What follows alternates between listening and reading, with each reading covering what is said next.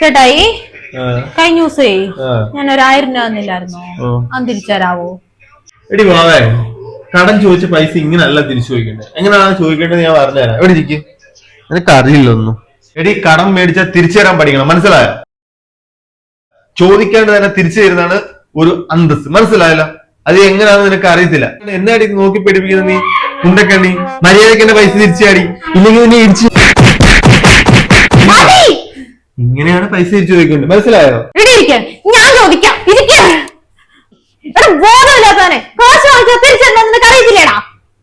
എത്രയാണ് തരാനുള്ള? 1000 രൂപ. 1000 രൂപ. 2, 4, 6, 8, 10. 1000 രൂപ. 2, 4, 6, 8, 10. നമ്മൾ നല്ല കടം തീർന്നു കേട്ടാ. ഞാൻ അടിക്കണ്ടേ? പൈസ എന്നാലും അടിക്കോ?